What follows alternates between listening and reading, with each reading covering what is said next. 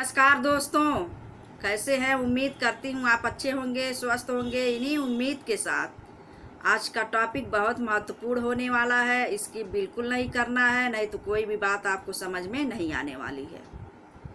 दोस्तों, अगर हमारे चैनल पर आप नए हैं तो like, share, subscribe, all button click करिए ताकि ऐसे ही नॉलेजेबल वीडियो हमारे चैनल के माध्यम से आप तक पहुँचता रहे और आप लाभ लेते रहें। दोस्तों, आज हम इंडियन पेनल कोड 1816 की बात करने वाले हैं। 1860 की बात करने वाले, भारतीय दंड संहिता। ये बहुत ही महत्वपूर्ण धाराएं हैं। 312 से 318 तक आज हम बात करेंगे। 318 से 312 तक जो धाराएं हैं वो शिशु और माँ को जोड़ने का कार्य करती हैं। किसी भी तरीके से, किसी भी कार्यों द्वारा इनको अलग नहीं किया जा सकता, ऐसा यह प्रावधान करती हैं। 312 से 318 तक एक शिशु और माँ का बहुत ही यहाँ घनिष्ठता से प्रावधान किया गया है, बात किया गया है। कोई भी अलग नहीं कर सकता है जब तक उनको कोई असाध्य रोग ना हो जाए। तो दोस्तों, मैं हूँ अर्चना प्रजापति। हमारे channel AP legal information in Hindi में आपका स्वागत है। 312 क्या करती है, कहती है, क्या प्रावधान करती है, क्या दंड का प्रावधान करती है, इसमें एक स्पष्टीकरण भी है, उसको हम देखेंगे। तो 312 क्या कहती है? गर्भपात कारित करना। किसी स्त्री के स्वेच्छा के बिना, उसके सम्मति के बिना अगर कोई पुरुष, कोई भी व्यक्ति, कोई भी महिला, कोई भी हो रिश्तेदार अगर ऐसा कार्य करता है तो उसको 3 साल की सजा होती है और जुर्माने दोनों से दंड दिया जाता है। यहाँ एक बात देखने वाली है, जब तक जच्चा बच्चा स्वस्थ है कोई भी उनको अलग नहीं कर सकता है।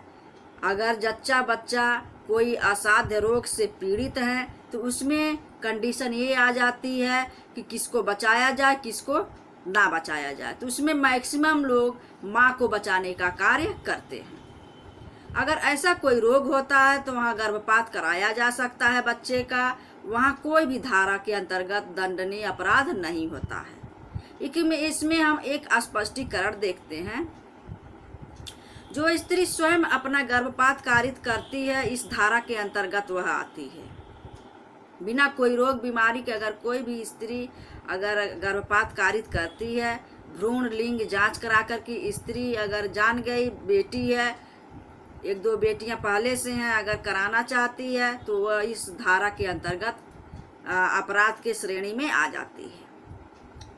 अगर यही देखा जाए कि स्पंदन गर्भा हो तो वह दोनों में से किसी बात के जुर्माने से, जो 7 वर्ष तक की कारावास हो सकता है, उसको दंड से दंडनीय अपराध दिया जाएगा, अपराध माना जाएगा और दंड भी दिया जाएगा। स्पंदन गर्भा जो ज़्यादा दिन का बच्चा हो जाने के बाद भी जोर जबरदस्ती उससे किया जाता है गर्भपात कराने के लिए, तो वहाँ 7 साल की सजा का प्रावधान किया गया है। अब 313 क्या कहती है, आइए हम जानते हैं। स्त्री के सम्मत के बिना गर्भपात कारित करना।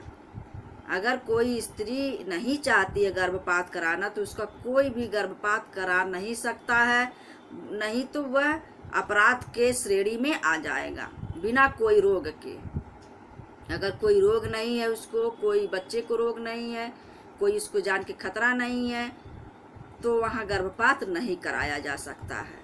अगर ऐसा कोई करता है तो आजीवन कारावास या दोनों में से किसी भांत के जुर्माने या 10 वर्ष की उसको सजा हो सकती है।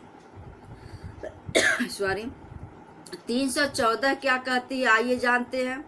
गर्भपात कारित करने के आशय से किए गए कार्य के द्वारा मृत्यु, यानी गर्भपात कारित करने के आशय से किए गए कार्य जो होता है, जिस कार्य से करने से उस गर्भवती महिला की मृत्यु हो जाती है, यह बात कहती है 314 धारा भारतीय दंड संहिता की। अगर ऐसा कोई पाया जाता है, ऐसा कोई करता है तो वह क्या होगा, दोनों में से किसी बात के कारावास से जिससे 10 वर्ष की सजा होगी और जुर्माने दोनों से दंड उसको दिया जाएगा। और यहाँ एक स्पष्टीकरण यहाँ दिया गया है कि इस अपराध के लिए आवश्यक नहीं है कि अपराधी जानता हो कि इस कार्य से मृत्यु कारित करना संभाव्य है। ये कोई मायने नहीं रखता, वह इस अंतर्गत आएगा जो 10 साल की सजा का जुर्माना हो सकता है। यदि वह कार्य स्वयं स्त्री के बिना सम्मत के किया गया है तो भी यहाँ वह आजीवन कारावास से जिसकी अवधि 10 वर्ष हो सकेगी। 314 क्या कहता है, 315 क्या कहता है, आइए हम जानते हैं।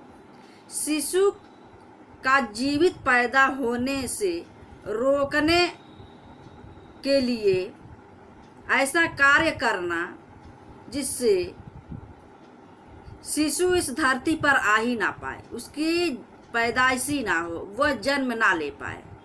मतलब शिशु का जीवित पैदा होना रोकने या जन्म के पश्चात उसकी मृत्यु कारित करने के लिए या आशा से किया गया कार्य।